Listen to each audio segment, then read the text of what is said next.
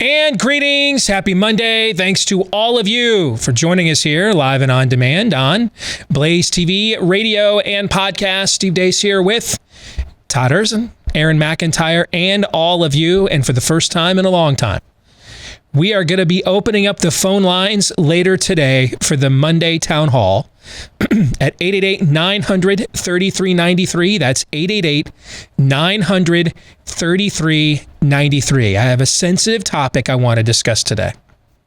I'll tell you what that is here in a moment. You can also let us know what you think about what we think via the stevedeace.com inbox. Email the program, steve@stevedeace.com. That's DEACE. Like us on Facebook and follow us on Twitter at Steve Deace Show. And then if you want to utilize the free speech alternatives to those platforms, look for us, Steve Deace, on Gab, on MeWe, and follow at Steve Deace on Parler, where that's one place we get as much of it out there as we can, but that's one place guaranteed you're going to get all of the COVID stuff we do. I know I'm getting emails from some of you saying Parler's not taking on new accounts. I don't know if that's true, but I don't run Parler and I can't do anything about that. I don't run Twitter and Facebook, and I can't do anything about their censorship at all. If I put anything that challenges COVID on Facebook, you're not going to see it anyway. Now, Twitter is far more permissive right now than Facebook, and I think it's just largely because it's just run by stoners who, you know, in between hits are like, dude, we got to get rid of that. I mean, it's just really arbitrary. But Facebook, putting it on there, it does no good. You won't get it anyway. They'll just censor it. So I'm doing the best I can. I guess just follow us everywhere if you would like. But the reason I chose Parler to be the one place where we would make sure all the COVID stuff would be is because we have the second biggest following on Parler compared to Facebook and Twitter. But we'll do the best that we can. That's the era, unfortunately, in which we live. What else? On the show today, quick housekeeping item. If you guys want to win some show swag, some autographed books, some official show gear, shirts, things of that nature, we're doing an NCAA tournament bracket contest, and there's just one winner. All right. Now, if it's me, it'll be the guy who finished in second place. I got to warn you, the last 3 NCAA tournaments, I finished in the top 1% in the country at ESPN.com. Doesn't mean I'll do it 4 years in a row. It just means, though, you're going to have to be pretty good at this. But we'll put together a prize package for you. If that's you, that is worthy of one bracket to rule them all, and you're only allowed to enter one bracket. That's it. The bracket of integrity. That's it. One bracket. Okay? Now, if there's some late-breaking COVID news, things of that nature, you need to alter your bracket, we're going to allow that. But you don't get multiple brackets. You only get one. And then you don't get to put in multiple brackets in another group. And if that bracket's doing well, sub it out. Nope. It's the bracket you put in before all the games tip off. Man up. Bracket of Integrity contest. Look for Steve Deace Show at ESPN.com. That's the name of the group. It's also pinned to the top of our Facebook and Twitter accounts as well, if you would like to enter. And we'll come up with a really nice prize package for the winner. Are you guys going to enter that, by the way? I haven't decided yet. I haven't done brackets in a long, long time. I know. We've talked about this, and you never look at me with more disappointment, but you asked. I kind of feel you should stop dunking on Aaron for not seeing Rudy. That's a dude code. No. Equivocal. Is that even the right? Is that the right word? It is now. Not filling out a bracket. No. I kind of think it is. No. I kind of think not doing a bracket is equivalent with never having seen Rudy. I kind of think that it is. I agree with that. I figured you would. That's why I'm not asking. But yeah, I think you've been overruled, Todd. I'm gonna go ahead play the referee here because my name's on the show. It is equivalent. So you may no longer dunk on Aaron for not seeing Rudy until you fix that obvious dude code slight. All right. You should be all about fixing obvious errors.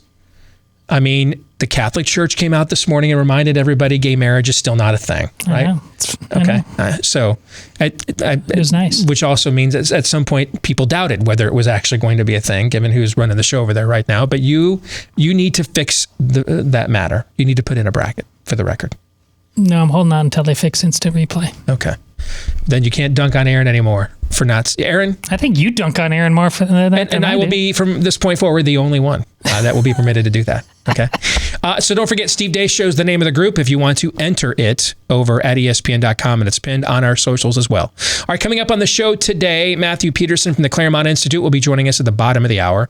Next hour, a town hall on a sensitive topic. Where's your patriotism right now? And something happened with me over the weekend, and that a few years ago I would have been incensed at this. And now I find it stupid and offensive. But emotionally, I'm not that bothered by it. I'm kind of resigned to, I live in a foreign country and all these institutions are against me. So throw another shrimp on the Barbie. And I'm wondering, in sports talk radio, we used to say when things weren't going well with the team, when the fans went from angry to indifferent, that was a bad sign. When they weren't even getting angry anymore. And I'm wondering if I'm crossing into that realm. Maybe I've personally crossed a Rubicon. And I want to find out if I'm the only one. We'll get into that on the next hour of the show. But before we begin all of that, of course, here is Aaron's rundown of what happened while we were away. What happened while we were away, brought to you by Mad Libs. Play it with me now. The Mexican comedian is better at journalism than CNN. Yes, we recently saw what happens when Dr. Anthony Fauci is confronted with curious, inquisitive, and well-informed questions thanks to a Mexican comedian named Eugenio Derbez. Here's a few excerpts of that interview. So, first question, which of the COVID-19 vaccines have been officially approved by the FDA? 3 of them. One from Moderna, which is the mRNA vaccine. One from Pfizer, which is another mRNA vaccine. And the other one is from J&J, Johnson & Johnson. I asked if it was approved by the FDA. But I think that it's a different thing an emergency use authorization than an approval. Yes, that's a very good question. So an emergency use authorization is based on the criteria if the benefit clearly outweighs the risk and that you get a good degree of efficacy and safety. The full licensure is when you follow it for a longer period. So that pattern is repeated numerous times throughout the entire interview. Simple question, gibberish, non-answer. In the absence of official approval by the FDA, Derbez asks Fauci some pointed questions about liability. Governments around the world are taking the liability, governments, but I'm talking about the manufacturer. If there's a problem, can I sue the people that made the vaccine, not the government, the people that made the vaccine? Because I've heard they are protected from liability. If they're not willing to stand for their product, or if I can't sue them, does that mean they're worried it's going to hurt people? They are very sensitive about hurting people. If they remove the protections on vaccine manufacturers, I think that the ability to be sued, and when I'm talking about suing is not about money at all. The ability to be sued is what makes companies make a better product. If you take that away, what incentive do they have to fix a problem with their product? You know what I mean? If the manufacturers could be sued for every death and injury that is caused by the vaccination, probably they wouldn't put it in the market right now. Or I think they should be responsible for the product they've made. They really actually are. I think one of the things you got to separate is when you get injury in a trial or injury in a product after it has been fully approved. You have the opportunity. I mean, I understand where you're coming from and why you bring it up, but you have the opportunity to sue anybody, anytime, for anything you want to do. But if I sue the manufacturer who pays for that is the government, not the company. Is right? Right. About that pesky conspiracy theory called herd immunity. Herd immunity means you get an umbrella of protection because so many people are protected that when the virus comes in, it spreads only when there are a lot of vulnerable people. But I've heard that even if healthy people have a very low risk of dying from COVID, they should still get the vaccine so they don't spread the virus to people who might be too old or too sick to get the vaccine. Is that true? That's absolutely true. So now I have a question about that. The news has reported that the Moderna and Pfizer vaccines are 95% effective.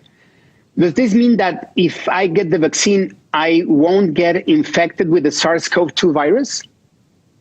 That means that there's a 95% chance that you will not get symptomatic infection. And then there's this. The vaccine lowers my symptoms, but it may not prevent me from being infected with SARS-CoV-2, which means there's a possibility that I can still spread the virus even after I receive the vaccine. Correct? That's the reason why That's the reason why we ask you to wear a mask after you've been vaccinated. What is the main aim of the vaccines if they neither stop you from getting the virus or transmitting it?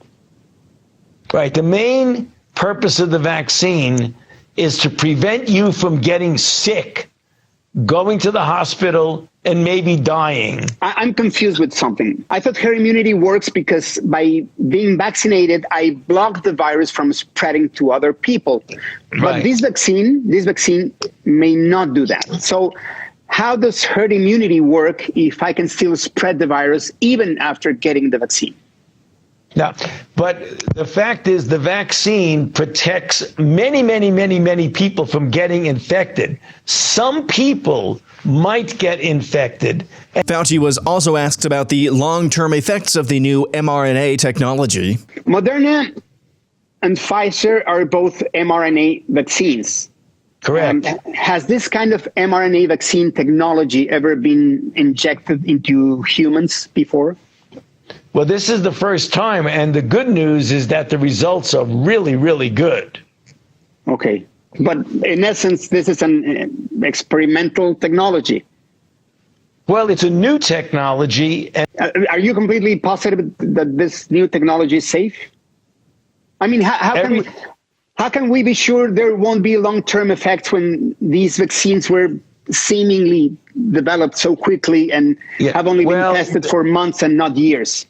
The speed with which it's been done is a reflection of the extraordinary advances in science. In the history of vaccinology, you don't see effects that occur years later. Finally, Fauci was asked, there are many Latinos in the community that are practicing Catholics. Last week, Catholic bishops warned the Catholic community that they should not use the Johnson & Johnson vaccine. Can you explain why? Well, some, not all, because there are Catholic bishops who are saying the opposite of that. And the reason is in the preparation of the Johnson & Johnson vaccine, they used a cell line that was taken from fetal tissue from years and years ago to be able to produce the vaccine. So some of the bishops felt that because that was used, that we should not use the vaccine. But many Catholic... Sorry, is that true that there is a residual DNA from an aborted baby in the Johnson & Johnson vaccine? No, there's no residual DNA that gets injected into you at all. and that's what happened while we were away. Aaron's Montage, brought to you by our friends over at Keeps. You've got millions of reasons to be stressed out today, so why add male pattern baldness and receding hairlines to the list? The good news is Keeps can help you with those two things. They offer the same doctor-recommended, FDA-approved hair loss treatments, but you get the generic versions, so you're only going to pay half of the cost of the big-name brands. Also, how about the convenience? It's all done online. Answer a few questions, snap a few pics of your hair, and a licensed doctor will review your info and recommend the right hair loss treatment for you, and it's shipped directly to your door. So big savings with the generic versions, the convenience factor, and then there's even more savings to get you started. Half off your first order right now to give it a shot. Half off your first order at keeps.com/grow, Keeps, keeps.com/grow. Half off your first order today at keeps.com/grow. Now, that montage was a little longer than they typically are, and I'm the one that made the decision to do it that way. because I thought it was important. Tomorrow is going to be the 1-year anniversary of 15 days to flatten the curve. The absolute dumbest managerial decision in all of human history, with the possible exception, if you want to cut him a break, to 30 days to slow the spread. If it's not 15 days to flatten the curve, you want to cut him a break and say, hey, we didn't know what we were up against. And we've offered that mercy in the past on this show, right? Sure. Okay. But there is no such mercy for 30 days to slow the spread. So if tomorrow's not the 1-year anniversary of the dumbest managerial decision in all of American history, we're 2 weeks away from it then. Throughout this ordeal, we have been denied something that we're owed. And that is skeptical questioning. If it hasn't been for Rand Paul on 2 occasions under a Senate time limit, when has Anthony Fauci faced a real, with teeth, skeptical line of questioning? Now, what he has faced recently from the likes of CNN and MSNBC, it's more pushback than he has gotten for the better part of a year, but it's pretty modest. And as we've pointed out, there have been at least 3 of those occasions the last few weeks where he has fallen apart even under that level of modest pushback. What happened yesterday, and what was the gentleman's name, the comedian from Mexico? What was his name? Eugenio Derbez, I think. Dude, hats off to you. I've never heard this gentleman's name before, but brother, you're a hero of Western civilization based off of what I just saw there. These are the kinds of questions all along that should have been asked, should have been demanded. Too many of your governors didn't ask these questions.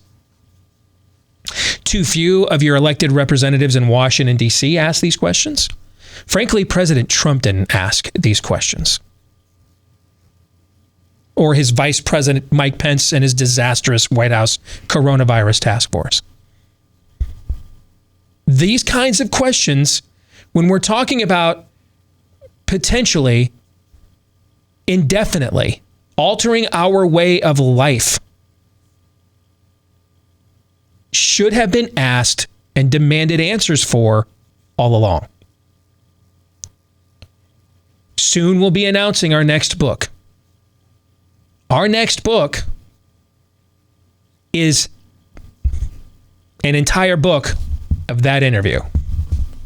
The kinds of questions and points and compilations of information and dot connecting that should have been done under the guise of the First Amendment. That's why it's there this entire time and was not. You see him in these clips grow increasingly frustrated. You see him start to sweat. You see him literally wilt over the course of this interview.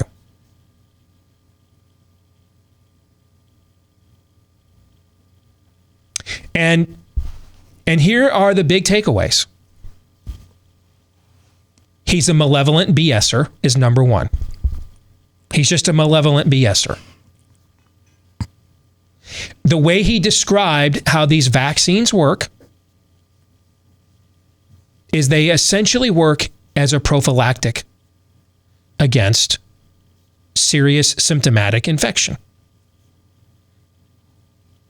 to stop you from hospitalization, ICU, death. So like hydroxychloroquine. Yes, and what's the other one whose name I can't ever remember? Is it Avestrum or something like that is the name of it? It's another one that's been mentioned recently. But these are essentially, and again, this is, President Trump sending out statements last week. I hope America remembers if it wasn't for me, it wouldn't have gotten that beautiful shot. Well, we actually already had medications that were doing, that we knew did the stuff that these vaccines claim to do. Now, we have lots of evidence in the world that these vaccines are working. We have lots of evidence in the world, however, that these vaccines also come with some real side effects. So it's a gamble. And each and every one of us has to make the decision whether or not we're in a high risk enough group to gamble on it. If you're elderly, you may think that you're in that risk group, go for it. But understand, you are the human test trial here. These are not approved vaccines. They were rushed to market, and if we're being brutally honest, they were rushed to market because a lot of Karens in suburban cul-de-sacs and urban brownstones refuse to leave their homes and go to the mall and send their kids back to school or return to any form of normalcy without a magical vaccine. That's why this was done. Let's just be brutally honest about that. If there's never been a better time for brutal honesty, I don't know what is. Our friend Jordan Schachtel just pointed out we've got European nations all over the continent banning AstraZeneca, which is, from Oxford. That's their neck of the woods, man. Banning that vaccine from their countries. At the same time, big tech will ban you if you go too far in being skeptical of this.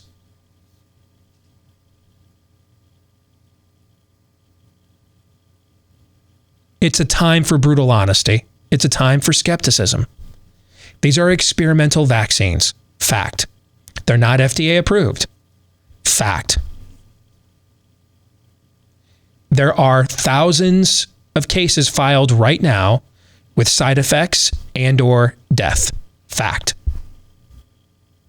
There's also evidence that in high-risk populations, they have played a role in the massive plummeting and decline we have seen in hospitalizations and cases in America. Fact.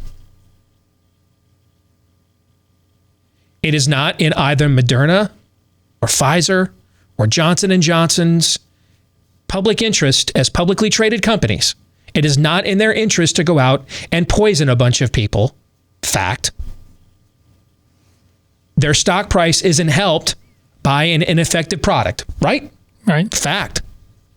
However, big tech doesn't want to let you have full reign to be skeptical of a product produced in an extremely rushed timeline by publicly traded companies. Those are also facts, right? Yes. Why did Hank Aaron die?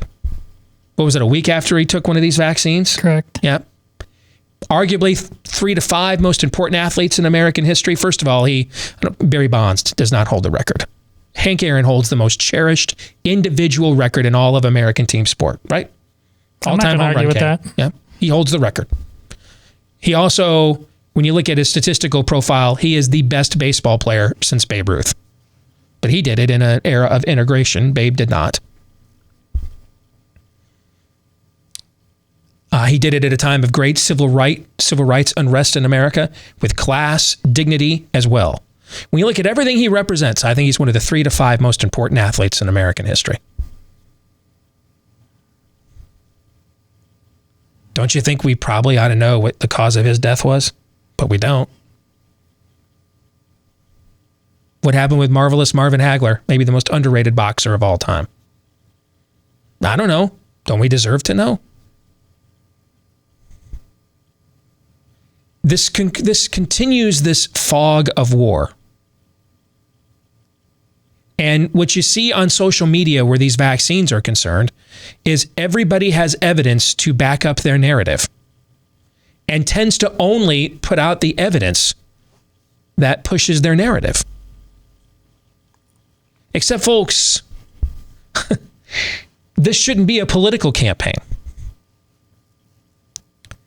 We're making decisions, at the very least. COVID-19 is not the end of the world we were sold. It also is, at the very least, the worst pandemic on this continent since the Hong Kong flu 50 years ago. And there's some solid statistical evidence it's far worse than that, and therefore the worst pandemic we've had on this continent since the Spanish flu a century ago. Those are facts too, right? Sure. So, I mean, these are serious decisions we all have to make.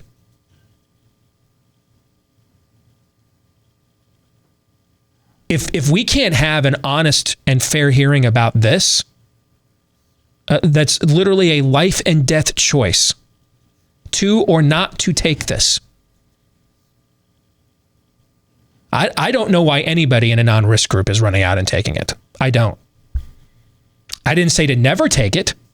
I said I don't know why anybody that's not in a high-risk group is running out to take it.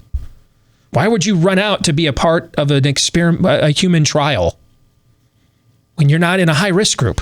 Idolatry. That would be one. The other thing too is, frankly, even if you think the vaccines work as well as you claim, I kind of think you're being really selfish by jumping in line in front of people who are in much higher risk groups than you are. Well, like I said, idolatry. The idol is them. Well, that's true too. Yeah. But I mean, if we're at a point now in our society that we can't have an honest hearing about this, a really brutally honest one. Do they work? Are they safe? How are they made? Who should get them first? If the fog of war clouds even that, I mean, to me, turn out the lights, man. The party's over. If you're going to get a more honest hearing about this in Norway than you are in North America, then, this goes to what I'm going to talk about next hour. Why do we have any of these flags on our front porches? What are we doing? What the hell is a barbecue on the 4th of July compared to any weekend? I mean, the people who founded this country lost their damn minds because they had to pay 30 to 40% more taxes on stamps and tea. We're talking about, can we have an honest conversation about whether I should be forced to inject myself with an experimental vaccine or not? And then why the hell am I reading tweets and online forum posts from 30 and 40-year-olds that aren't even at risk for this, running out to get a vaccine when their grandparents have been locked in a long-term care facility for a damn year, haven't seen a son in how long? Why aren't they all getting it first? It's like all the arguments here are like all bad on every side. They're like all bad and all wrong. If we can't even have set aside your agendas, can we have an honest conversation about this as neighbors? If we can't do that about this, then I don't really, what is the point of being a country, really? $1,400 checks. Yeah, I'm safer in Norway, Denmark, Sweden. We're going to have more honest conversations there. Okay, they don't care about religious freedom. Well, we don't care. We're increasingly irreligious and our churches are closed, so what's it matter? Well, they don't believe in the Second Amendment. I don't know. I just got a bunch of emails last year from people who owned all the guns lamenting how they were forced to stay in their homes. So we don't care about either one of those two things either then, right? You'd be correct. I might as well live in Scandinavia. At least they're honest with their people about stuff like this. Yeah, they don't acknowledge freedoms that we don't use anyway. We don't utilize them anyway. We don't care. So, I mean, what is the point of this thing called America then?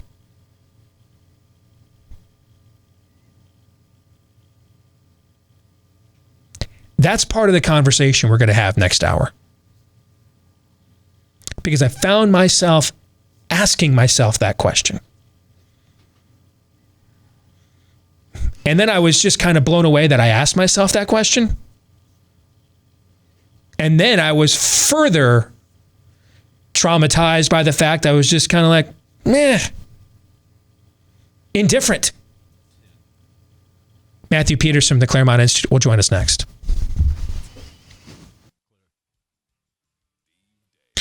Boy, let's hope you don't get a crash course in home title theft this year because it can ruin you financially. Here's how that crime happens. The legal titles to our homes are kept online these days, which means they could potentially be hacked. Cyber thieves know this. So when they hack in, they forge your signature on what's called a quit claim deed, stating you have sold your home to them. Then they take out loans against your home until all of that equity is gone, and you often don't find out about it until collection calls or worse begin to pour in. And worse yet, neither your mortgage lender nor your homeowner's insurance will protect you. However, home title lock can, and in the unlikely event you still become a victim of home title theft while a member, Home Title Lock pledges to you they're going to spend up to $250,000 in legal fees out of their own pocket, restoring your home's title rightfully to you. So go to HometitleLock.com and register your address to see if you're already a victim, and then use the code RADIO for 30 free days of protection. That's the code RADIO for 30 free days of protection of your most important investment and asset at HometitleLock.com. That's HometitleLock.com. Matthew Peterson rejoins us from the Claremont Institute. Good to have you back on the show. Matthew, how you been, brother? Great. Always good to be here. So, Matt, over the weekend, I had a bit of an epiphany, and we're going to talk to our audience about it next hour, but I'm going to let you talk about it with us first. When we saw the way that the military kind of started coming back at Tucker Carlson and others for pregnant women serving, they have their own study found that unit combat readiness declined by 65% because women couldn't do that. Many women could not maintain the physical regimen needed, and so now they're watering down their standards. And as a kid married to an Army brat whose father-in-law for the last 25 years, 101st Airborne alum, I've maybe heard him air one. He's been retired for 20 years. I maybe have heard one political opinion from him ever. That's how old school he is, okay? To see them openly come out and just essentially audition to be MSNBC contributors with, as military brass on Twitter, I was flummoxed by it, more so because I'm concerned that really that's the one thing stopping other countries from calling our debt is our military can beat up theirs. And if we're not going to have that anymore, then But I really wasn't offended by it or anything. And a few years ago, I really would have been. And it's something that you were alluding to on your Twitter account. It's dawned on me, I have just become used to the fact every institution that my belief system built in this culture has turned against me, that, I like living in Iowa. Okay, so I'm wearing a Michigan Big Ten championship shirt today because I grew up there and I'm a Michigan fan. Iowa's a better place to live, lower cost of living, less traffic, less crime, etc. But I don't feel like this compulsion that I had to conform to all these Iowa institutions because I live here. I still maintain my individuality. I just think Iowa's a better place to live. Brother, that's kind of how I feel like being American right now. I don't really care about the stars and bars. I'm not feeling all that especially wistful or patriotic. Most of its institutions hate me or against me, and the ones that haven't announced it yet just are waiting for their opportunity to. It's just a better place to live than, say, Bulgaria. That's kind of how I feel, Matt. I never thought I'd get there, but it's where I'm at. What's wrong with me? Steve, there's nothing wrong with you. You're not alone. There are lots of people who feel the same way.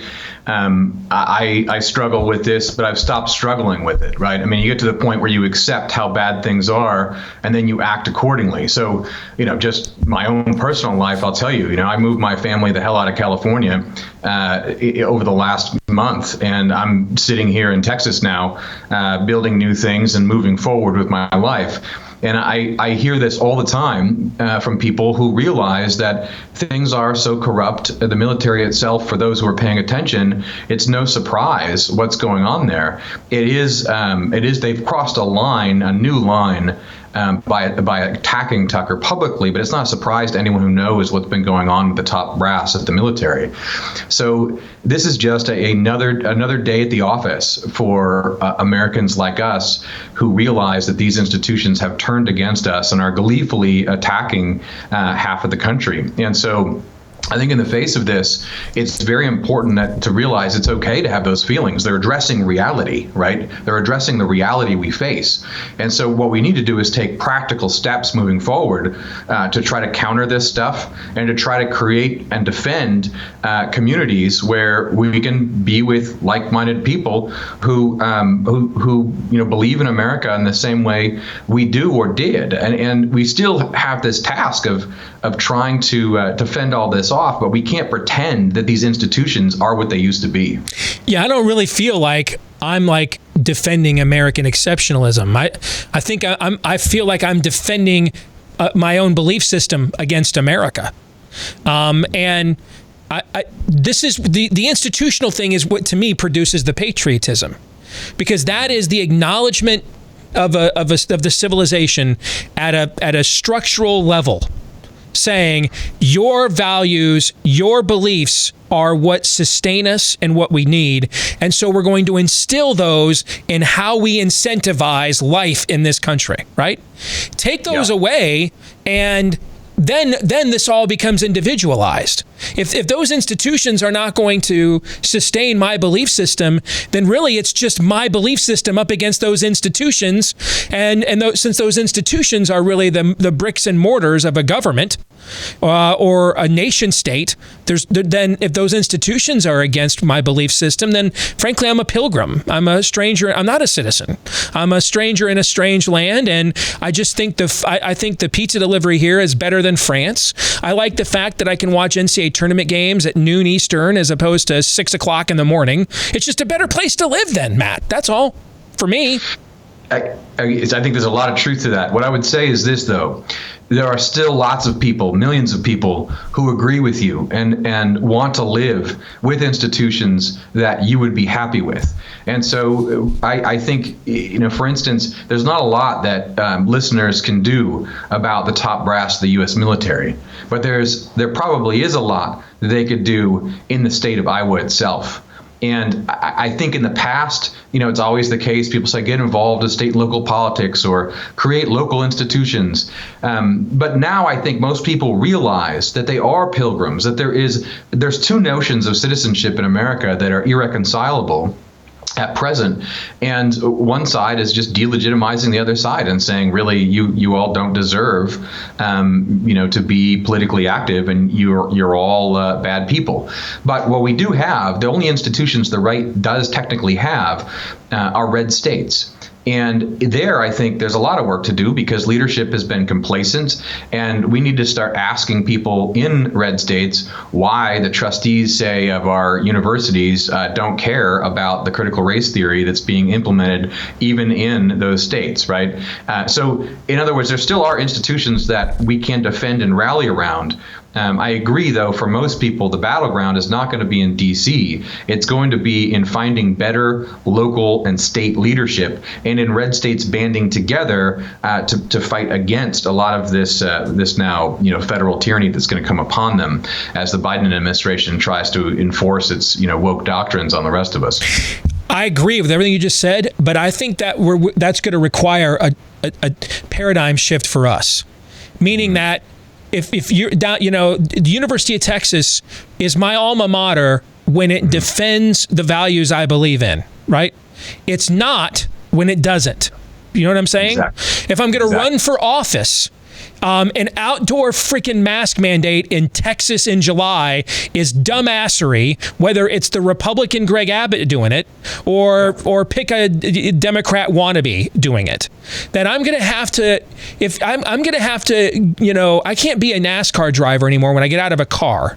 And I'm wearing all these lapels of these different associations that in past years were an acknowledgement of these are the things that carry my belief system forth. When I get out of the car, man, I got a name tag. I'm carrying those things forth. I don't trust any of your institutions. A lot of what a lot of what we hate about what they're doing right now with the COVID relief, the Republicans did this thing twice last year. Democrats are just doing more and worse with it than the premise that was already set last year.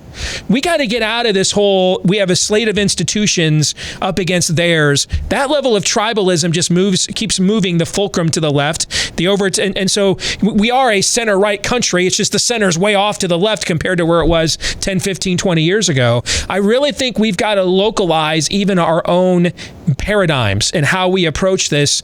I'm a free agent even when I'm on your team because the reality is you don't want people like me on your team. Yeah, I don't think we can emphasize this. This needs to be emphasized 150% all the time right now. There's not going to be better leadership, and there's not going to be a sliver of hope in all this or a silver lining unless we demand better leadership at the state and local level. And so that means naming names, attacking politicians, primarying people, and then also, here's the problem, Steve.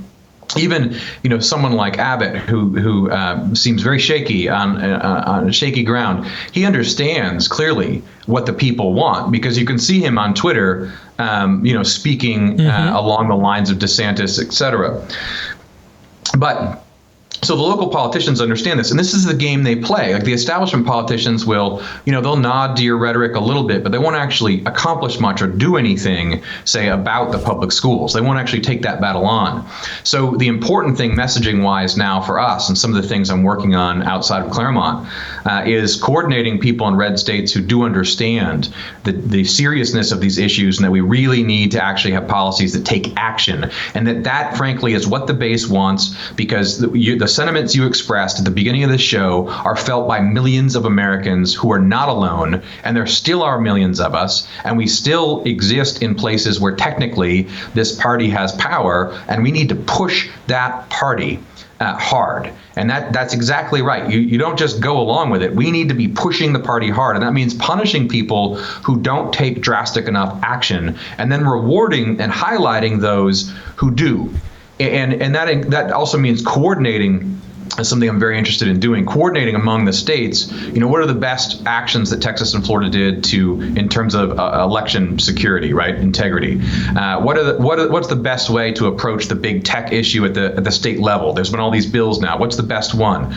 And then we want to highlight successes and punish, and we need advertisement, right? We need online ads attacking those red state leaders who are too complacent in the midst of this crisis, because what we can't do is just roll over. But on the other hand, I agree. We also can't pretend like the military is in our hands anymore, or that anything in D.C. is likely to change. Final question. Got about 2 minutes here. For the average person watching and listening right now, for them to activate what you just described, what's the biggest impediment to overcome? Well, there's two things. One is you need to find the first impediment is just despair.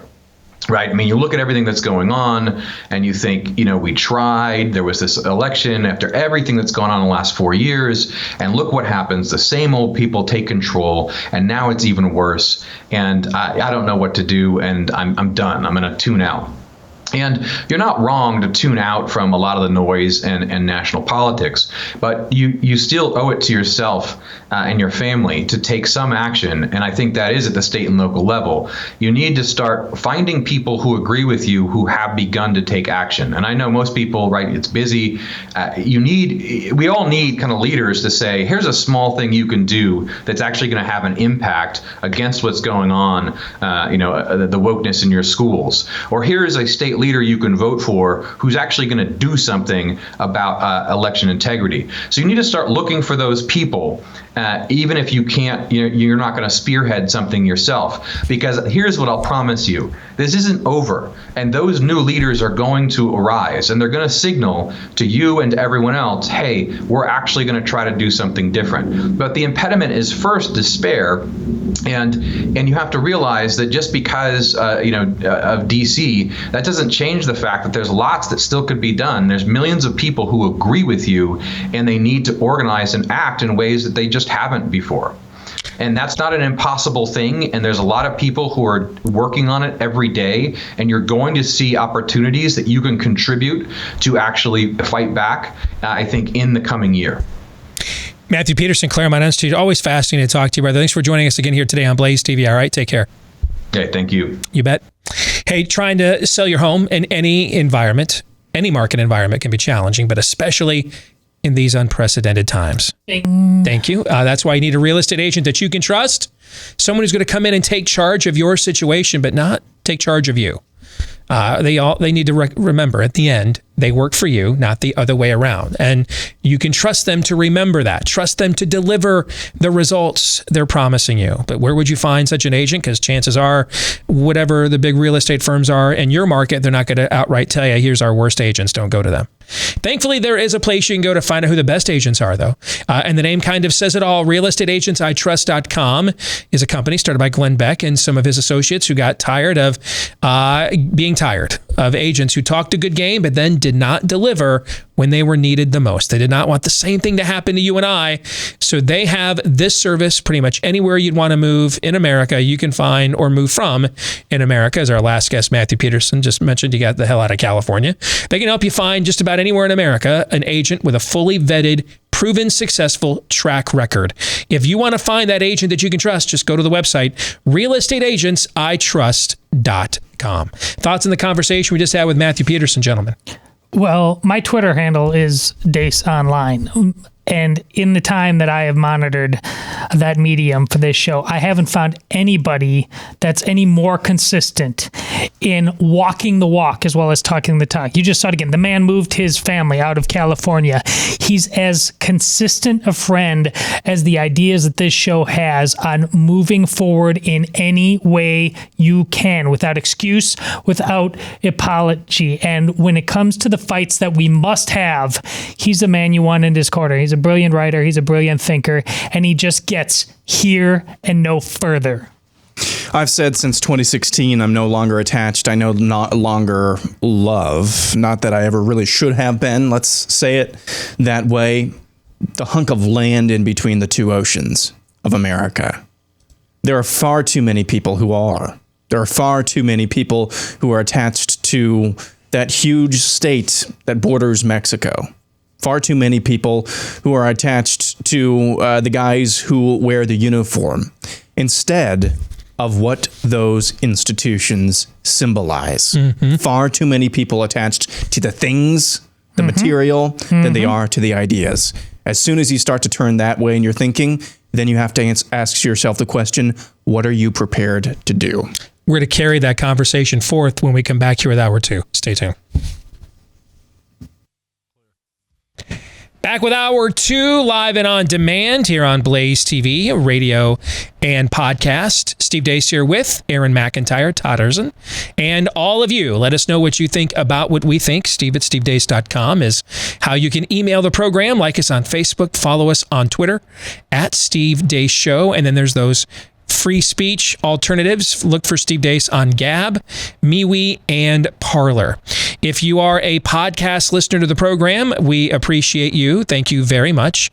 But please show your appreciation for us. Leave us a 5-star review. Hit the subscribe button on whichever podcast platform you access and prefer, because the more of you that do that, the more it helps the podcast to grow, and it pleases the mucky mucks down in Dallas at Blaze HQ. They like to see the positive reinforcement. Therefore, we like to see it as well. Thanks to the thousands of you that have already done those things. And if you're looking for free clips of the show that you can sample, then hopefully share, go to youtube.com/Steve Deace and rumble.com/Steve Deace Show. This portion of the show brought to you by our very best friends at Built Bar. You know, it's not often you get to put the words healthy and delicious in the same sentence together. So if you've been struggling now, the surveys show New Year's resolutions pretty much end by Valentine's Day. And now that spring is almost here, it's time to get serious again. It's called the product you're looking for here, I promise you, is Built Bar. It's the rare item of food that's both healthy and delicious. It's the healthiest candy bar you've ever tried, the best tasting protein bar you've ever had. High in protein and fiber, low in calories and carbs. Each contains somewhere between 110, 160 calories. That's it. Up to 20 grams of protein, only 3 to 5 net carbs. You can do this on any lifestyle. Low carb, low sugar, low cal that you're looking to make improvements with. All of them covered in real chocolate. Amazing tastes. You're going to wonder, how is this possible when you try these? It's one of the best products I've accessed in the last few years. I mean, anywhere, not just a food item. It's that great of a product. BuiltBar.com is where you want to go. BuiltBar.com, BUILT. Get 15% off your next order when you go to BuiltBar.com. Use the promo code DEACE, DEACE. Get 15% off your next order at BuiltBar.com.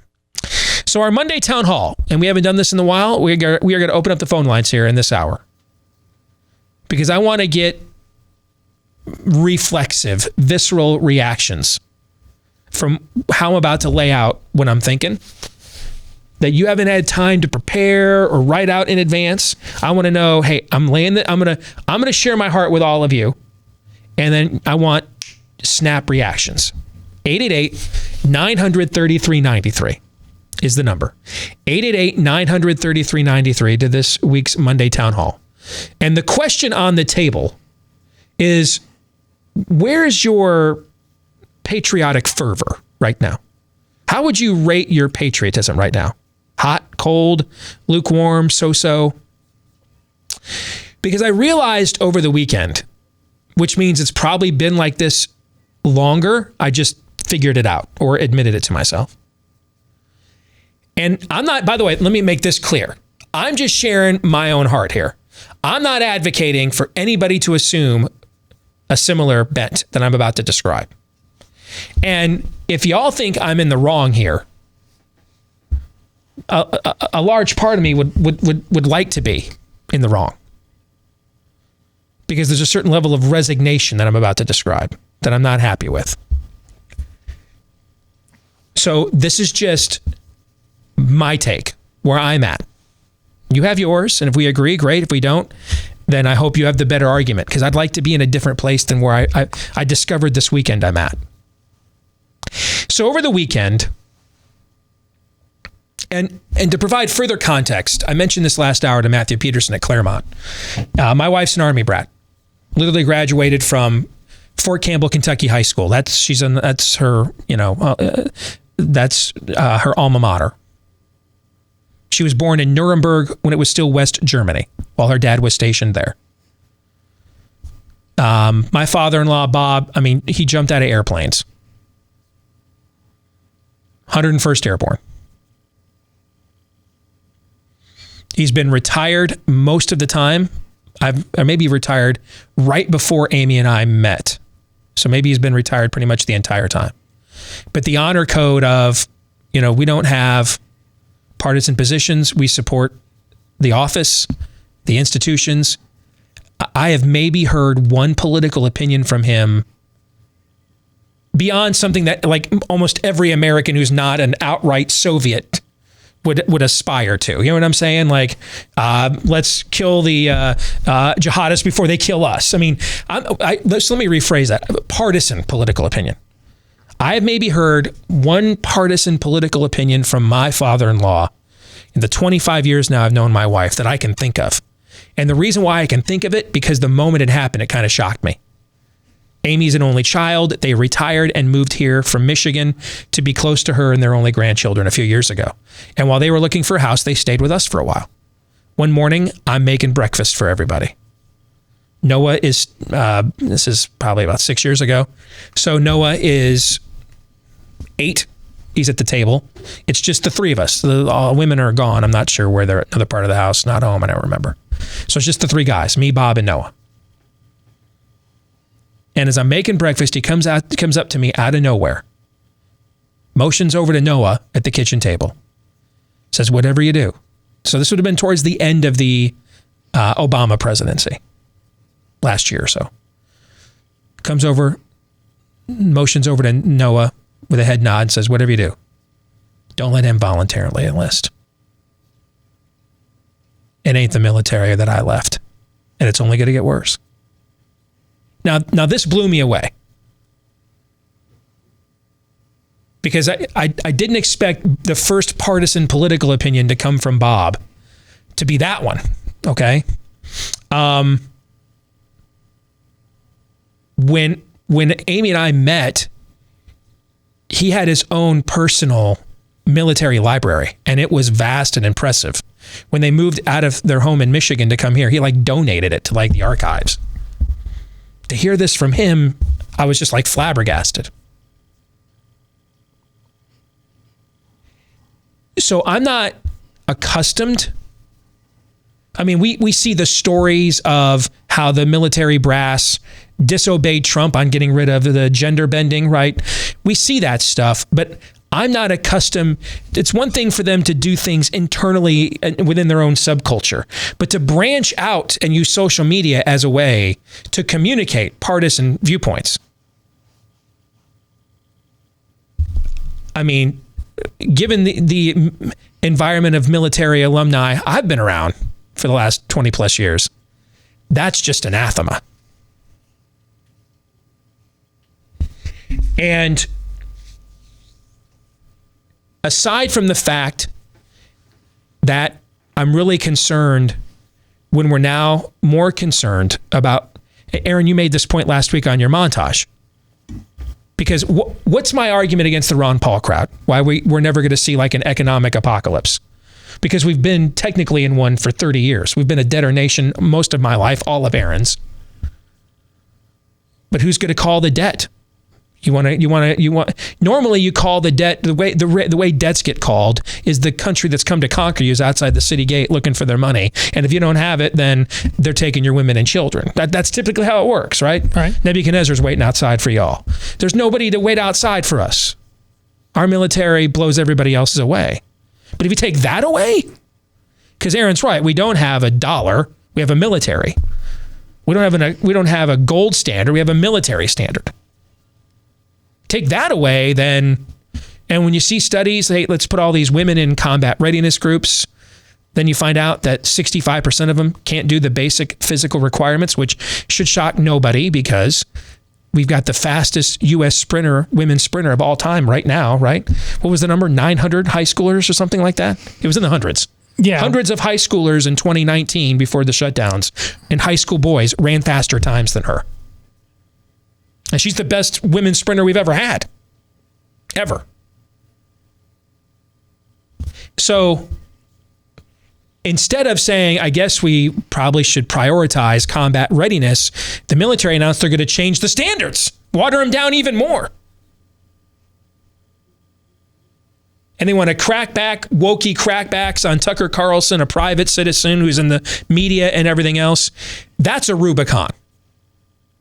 Because when you start talking about election outcomes that are questionable and don't add up, the inability to dissent publicly partisan media, and publicly partisan military, I should say, and state supportive media, you know who that sounds an awful lot like? China, Russia, Venezuela. Well, that's what we got going on here right now. And I'm like, dude, at what point? Pregnant women now go off to war? At what point do we start? Dude, I'm not standing for that flag. What the hell? Literally, I mean, what the hell is that? And I thought I was going to be a lot angrier at this. But instead it was like it was the final piece of a right realization. I'm a pilgrim here. I don't really feel like, they're having a debate, Laura Ingraham and Ted Cruz are right now, about whether to boycott the Chinese. Dude, I don't really care. I don't care. I'm out. Whatevs. Don't feel any real patriotic fervor about going over there. First of all, why do I want to beat up our landlords? Secondly, whatever. Yeah, go root. Yeah, I don't feel it at all. I don't like having any anger. Like, for the same reason I'm not angry that a Muslim believes what they believe. I just know they don't believe what I believe, so we're just different. That's kind of how I feel about this country. And the analogy I used for Matthew Peterson last hour, I love living in the state of Iowa. Let me rephrase that. 9 months out of the year, I love living in the state of Iowa. Okay. We have low crime, nice people, a lot of the amenities of the big cities without the accompanying problems, low standard of living. There's a lot worse places to live. I was even born here. But I don't know what Iowa's state animal is. I've lived here now for over 25 years. My man cave still has all the maize and blue and Detroit Pistons and Tigers. I've maintained my individuality while appreciating the fact that I like living here. But I don't feel like any Iowa, love it or leave it, bro. Iowa against the world. It's just a good place to live. That's all. I like it. That's about it. Graziano's Italian sausage is like the best there is, but if Iowa decided to criminalize my belief system, if Iowa turned into Maryland, Michigan, that's why I don't live in Michigan. It sucks living there compared to Iowa. So there's no point going back, right? Yeah. So but to me, it's about individually. I don't feel any esprit de corps for Iowa. I just think it's the best place to live, and I like the people here. If that changes, then I'll just live somewhere else and maintain my own individuality. Folks, I realized I kind of feel that way about the country. And I'm not sure that's good. I have like this indifference. Now, that doesn't mean, by the way, that this cancels out the answer is us. Hey, if the Pilgrims could have held 40 seats in Parliament and didn't have a tyrannical king, would they have risked their lives on a rickety boat, Todd? No. No. No, if they could have had 40 seats in Parliament and a parliamentary system with a prime minister that was directly accountable to them in some way, they're not risking their lives on a rickety boat and half of them dying of cold, starvation, sickness in the first year in a new continent. They're not doing something like that. They didn't have those kinds of options. We do. So I think we should take full advantage of them. Don't get me wrong on that. But like the same way I feel about and have felt for 10 years about the Republican Party, I'm fine using it when it's to my advantage, but I owe it nothing and trust it not at all. That's kind of the way I feel about the country, I realized. And like it seems like we have the worst of both worlds. Most of my career, we promoted corporate America as a check and balance on big government. We promoted big business. Now we've got the worst of both worlds. Now we've got tyranny and censorship and everything from both of them. They don't have that in Norway, Denmark, Sweden. They just have tyranny from government. So when the corporations start lying, the government's like, hey, they're lying to you. Don't listen to them. Don't wear a mask. And their vaccines suck. They're not safe. We can't even get that. You know what I'm saying? I got to get lied to by Bernie Sanders and Mitch McConnell at the same time. Both their donor groups. I can get lied to by the communists and the corporatists. At least in a lot of these European countries, only the communists are lying to me. When business sucks, they just flat out tell you. Now I got to put up with both of them. I got to have Facebook determine for you what you can get of my content. But I can't really sue them or run for office to do something about them the way I can if it was just the state.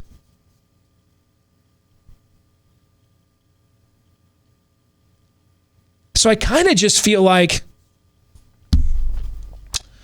it's the best place to live.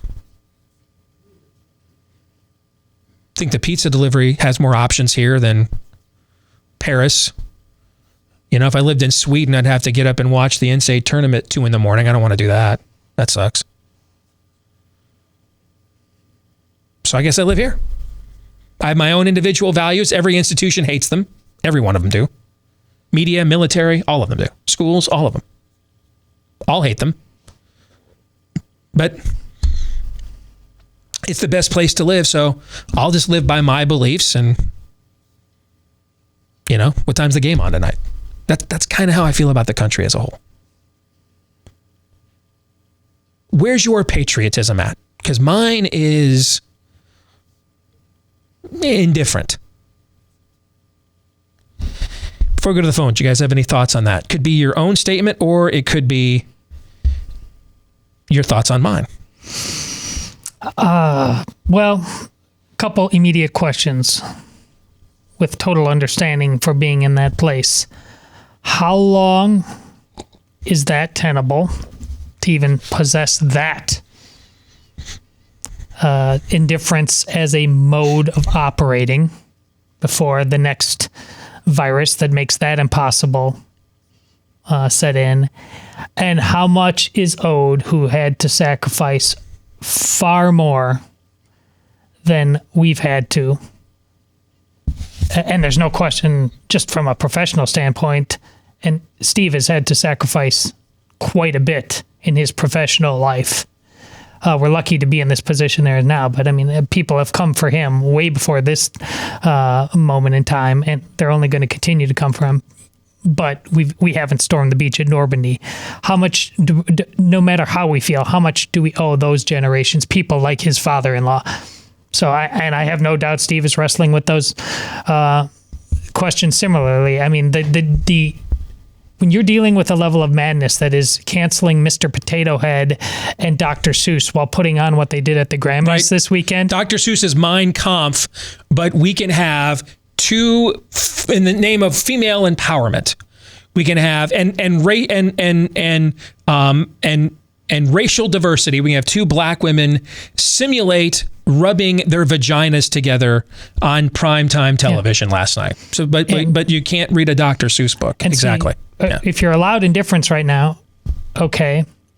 But what happens when it's Papers, Please or Kneel Before Zod? I know I can speak confidently for you and me. Mm-hmm. Aaron's at a different point in his life, but I just know that you and I have been brought to that place in our lives. I would argue we're not kneeling. I would argue the fact that we're having this conversation, that we think it's come to the point of even preemptively discussing this, just feeds my indifference. Feeds the you know what I'm saying? Because of what you just said. That's why I think this way, and I think this way because of what you just said.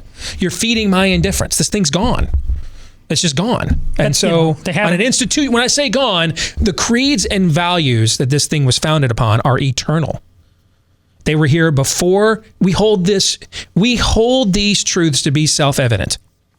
Meaning they were existing in the laws of nature and nature's God before they had a charter on July 4th, 1776. They will exist in the laws of nature and nature's God from world without end. Amen. Right? But their foundation in this landmass is gone. It's just gone. This is the kind of stuff I've been I said a civil war is the reality we're in. I've been saying that for years, and it's because of this thing. In response to that, you have to either accept servitude, fight, or go somewhere else. Those are your three options. And by the way, and those were the three options that founded this country. Yeah. Those people faced it too, which proves my point again. These values always eventually come into conflict with every landmass that they're planted upon. Every time you come to this fork in the road, Yogi Berra, and you have to take it. We've just found a way, because we embrace those ideals on this continent, we put that confrontation off for a couple of hundred years, but it's openly here now. Aaron, what are your thoughts? So I'll just say the last time I felt any legitimate feelings of patriotism was when it was announced that Amy Coney Barrett was going to be the Supreme Court replacement for Ruth Bader Ginsburg, not because I thought this was a win for Donald Trump or conservatism, or that she would be perhaps the vote needed to overturn Roe v. Wade. Of course, her record so far has been anything but stellar. But the reason why I felt that tinge of patriotism is because you look at her, you just look at that situation. In what other country, just name one off the top of your head, what other country can a woman ascend to the highest ranks of the legal system in the country, have a massive family with multiple adopted children, involve those children so deeply in their lives that those adopted children then can go on to take care of some of the biological children? What other country does that actually take place in? It's because it's a picture of the creeds that this country was founded upon. The perfect blend of Enlightenment and the Reformation, the human flourishing. That's why I felt uniquely patriotic at that time. I can't tell you before then when the last time I felt super uber patriotic was. I really can't. It's just, this thing has been circling the drain, and we are now we're like in the U-bend now, except this U-bend just goes down further. Here in our community, we just went, the answer is us.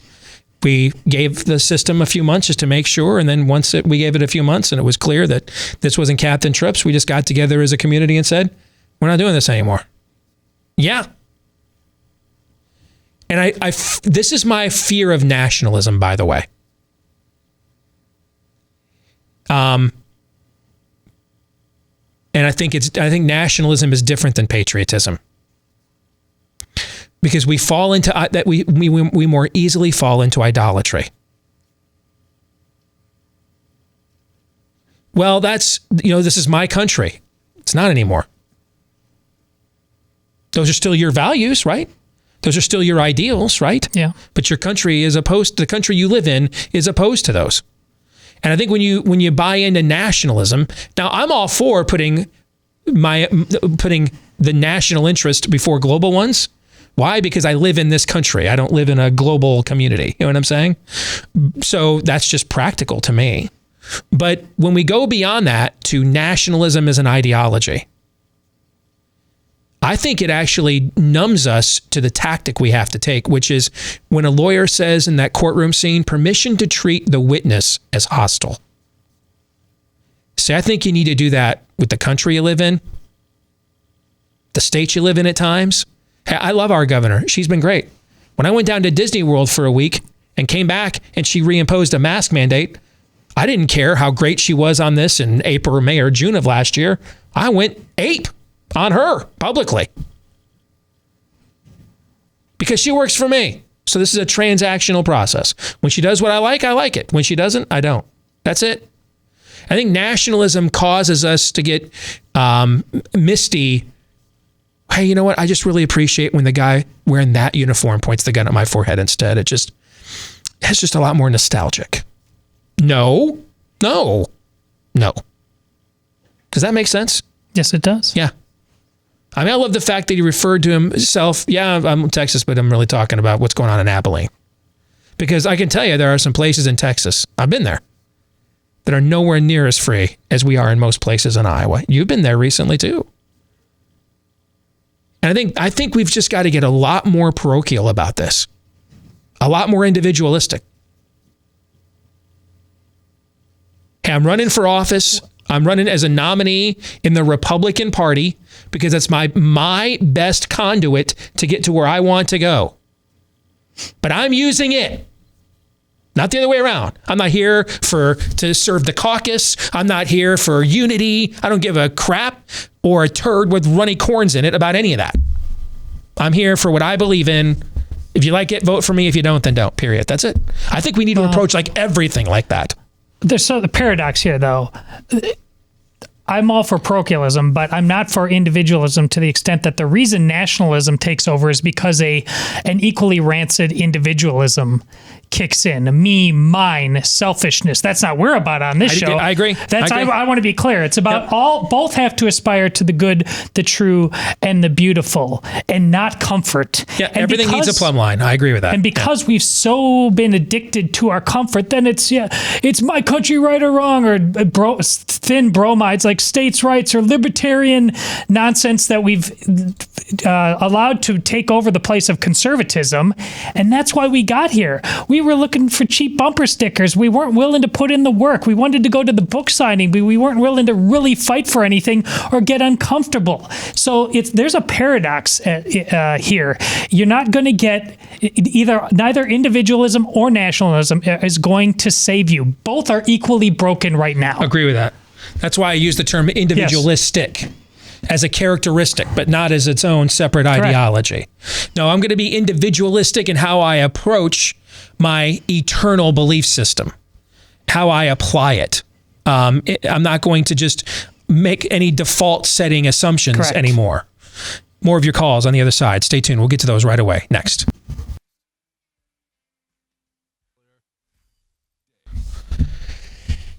So you know how when you eat that ice cream, that really premium, pricey ice cream from the other guys, you kind of have to give your soul a Silkwood shower afterwards, but you eat it. At least I did because it was great.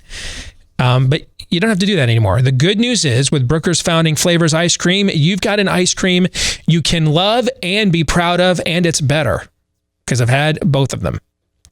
This stuff's better than Ben & Jerry's. I mean, the Shamrock Smash flavor they have right now for St. Patty's Day.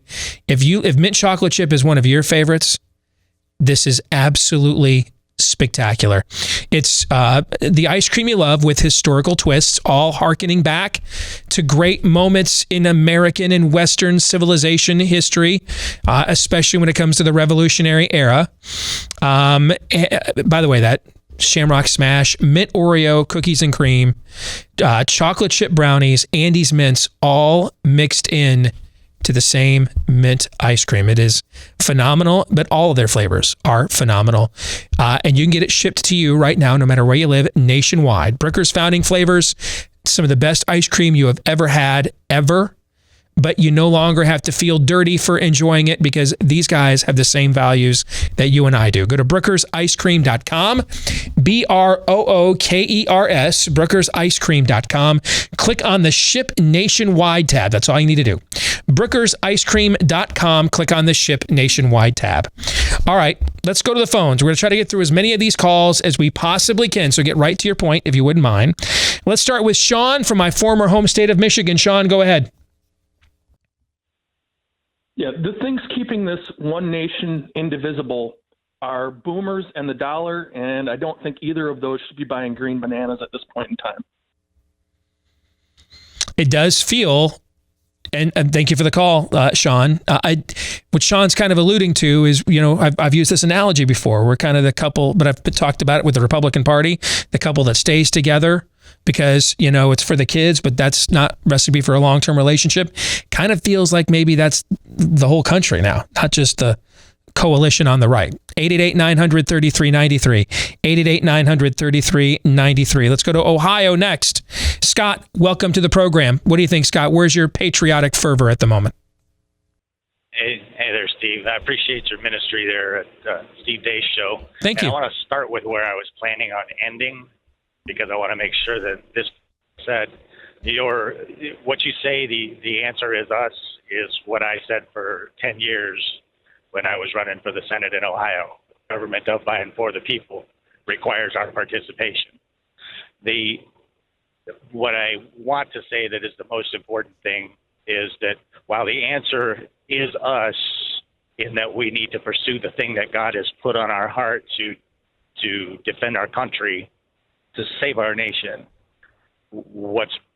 the answer is really God. A friend of mine challenged me this week to fast on Good Friday for our nation. And I'd like to take this opportunity to ask your audience to join us in that, to seek God, to humble ourselves and seek his face so that he will save our country. As for where my patriotism is, I feel a little bit of patriotism every time I walk into some place that says a mask is required without a mask. But for 8 years, 10 years, from 2010 to 2018, I guess that really is 8 years, I pursued the U.S. Senate as an independent candidate in Ohio.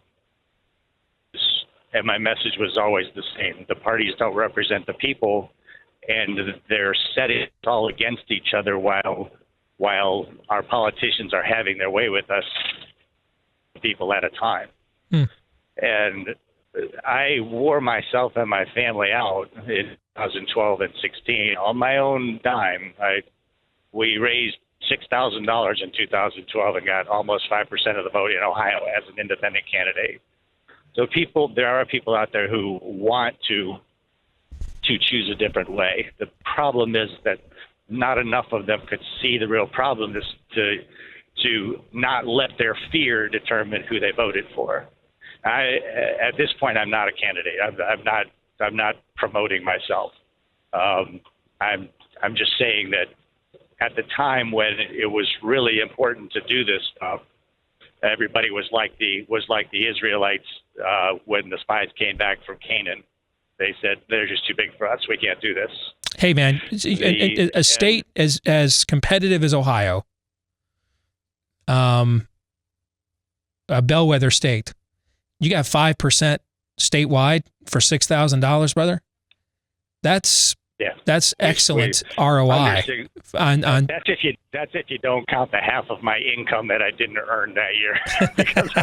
The opportunity cost. I hear you. All right, God bless you. Thank you for the phone call, Scott. Take care, man. Appreciate you. Seriously though, straight up $6,000, 5% statewide, 5% for raising $6,000. That's an insane return on your investment politically. Insane.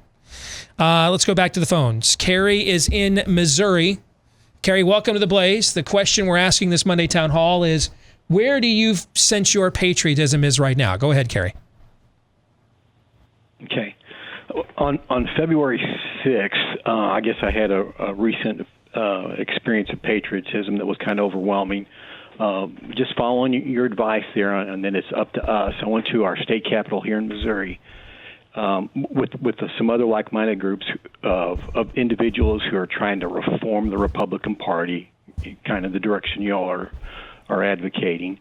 We went up there, and our state house passed legislation called the Second Amendment Preservation Act, and it passed overwhelming in our house. And that's the law that says, hey, federal laws that are unconstitutional cannot be executed, cannot be enforced with our state law enforcement. And so that was a great day, and my patriotism, went way up. But the same day I was there, I talked to one of our local senators.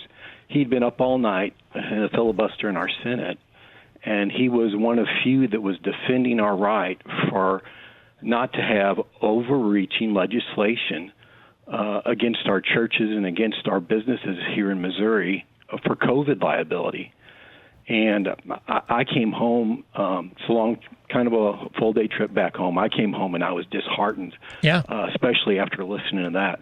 So I was up and down, and I was, So when I hear you saying, though, Kerry, is when on an individualistic basis, on a parochial basis, when you and a group of like-minded people took matters into your own hands, your patriotism was stoked because you were invading the system, the institutions, with your values. When you relied, however, on the institutions that were founded in your values to maintain them, your patriotism took a steel-toed boot to the shin. That's what I hear you saying. Absolutely. When you trusted anything other than yourselves, basically. Yeah. Right. Yeah. Right. And so I went to my own faith. Yeah. And I started studying a little bit more. And I looked at the Old Testament and in 2 Chronicles, where it talks about the dedication of the temple, and where we get that famous scripture from 2 Chronicles 7:14, where my people, will humble themselves and pray. And I see in there in chapter 6 where Solomon is doing the prayer of dedication. It's almost prophetic that he talks about, if you turn away, then God will save you, and if you are become captive, he will deliver you. But it requires us, and it's that's dependent upon us. What are we going to do? And so I was inspired that it is going to take that revival or bust mentality to get some help here when it's out of our hands to do anything else. Great phone call, Kerry. Thanks for joining us today from Missouri. We appreciate you. God bless. Thank you. 888-933-93 is the number. Let's try Texas again. And we welcome Matt to the program here on The Blaze. Matt, you're up. Go ahead, sir. Hey, what's up, Steve? It's really cool to talk to you. And also want to shout out to Todd. You're the man. Keep up the good work. So let me get to the point. So I served 20 years in the Air Force. I also still work for the military as a civilian. And so here in San Antonio, I know y'all giving Texas a hard time with the COVID stuff. And excuse me, the guy from Abilene is lucky because he gets to be outside the major cities, so they get to be a little more relaxed on what goes on with COVID. But like here in San Antonio, it is like you're beat over the head every day of how much you're going to die from COVID. So there's a lot of mentality or a lot of psychology people have got to shake off here in San Antonio. But what really made me call you was when you're talking about your father-in-law not wanting your son to enlist.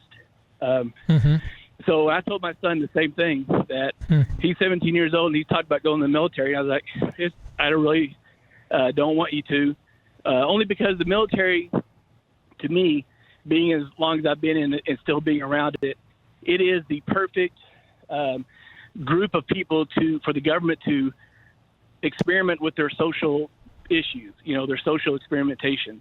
And I see it all the time. And so to also go to your other point about the patriotism, I guess I'm like most people, when times are going good, you feel good. And when times are bad, you really have to question things and wonder, what the heck's going on with your country. Matt, can I ask you a question? As a guy that's been involved in the military most of your adult life, it sounds like. Can I ask you a question? One of the things I have not brought up yet, when I saw how quickly, swiftly, and it wasn't just the Marines, there were other branches that spoke out too, to defend their wokeness and crack back on Tucker and people that believe in some form of traditionalism still. You know, you can't have, a tyrant can't impose his own tyranny. He needs an infrastructure. He needs people who will carry out his edicts, right? You know, Joe Biden could order, let's go kill everybody named Matt in Texas right now. He would need a military, a National Guard, a law enforcement that would carry that heinous edict out. He couldn't arrest every Matt in Texas himself single-handedly, right? You see where I'm getting at, okay? We've had this, I started to think to myself, you know what? When I see stuff like this, if they gave the order, I think that there's enough people in command that would carry it out. Am I wrong? Is that paranoid schizophrenia, Matt? Or am I onto something there? No, I think you're absolutely correct. It's definitely, I mean, just with the mask thing. So like Texas, you know, Abbott said, you know, lifted the mask mandate. But here on base, since January, since the Biden did the 100 days federal thing, they have doubled and tripled down on the mask wearing. And what the crazy thing is that, you know, the fellow Americans, fellow soldiers that I'm around, airmen, whatever, you know, they can't breathe the air that I'm exhaling, but we can send them all over to these third world toilet where you've had coronaviruses forever, and that's fine, and that's what kind of bothers me. But the military is literally virtue signaling. They're literally doing that with the masks. Exactly. And so that tells you who they believe their constituency is. I'm not it. So if the order came down, would they carry it out? I don't think everybody in the military would by any stretch, but I think there's enough people that would absolutely do it. I've never really thought about that before, but I think if the order came down, they're showing you there's enough people that are totally bought into this that they would. Yeah, agree. All right, Matt, appreciate the phone call. Thank you very much.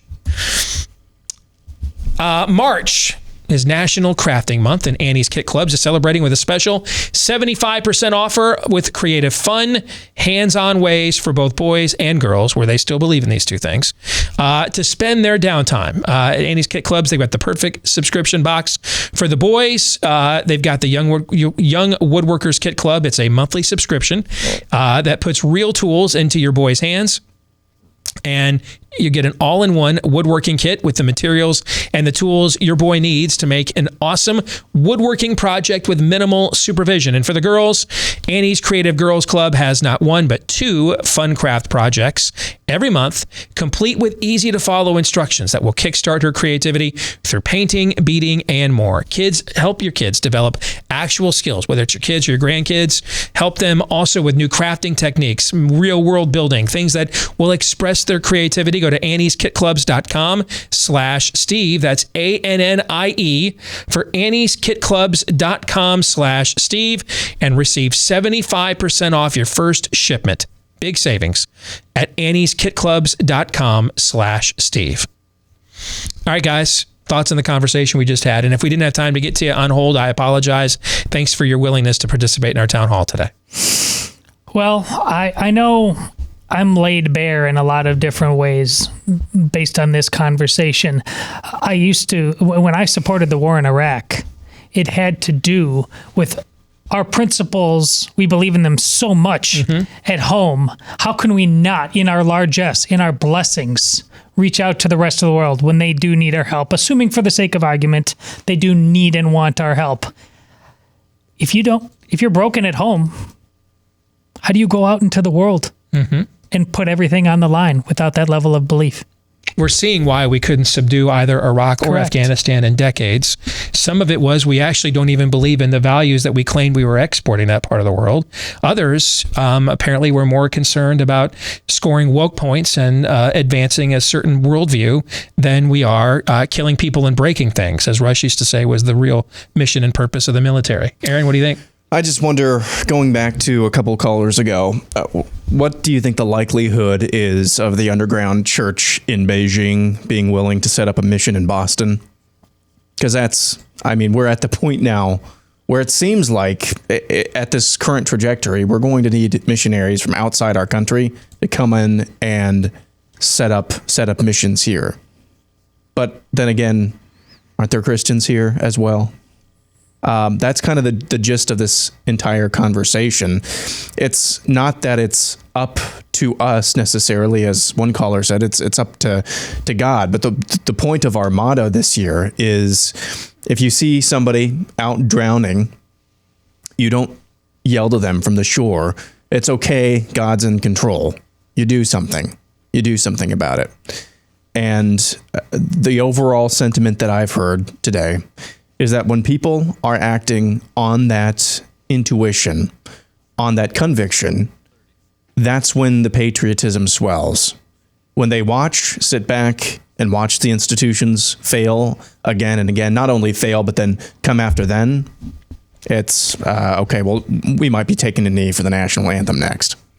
We're going to stick around, do overtime for our BlazeTV subscribers. We're going to carry on this conversation with a touchy question. For the rest of you, we'll see you again tomorrow. Until then, John 3:17.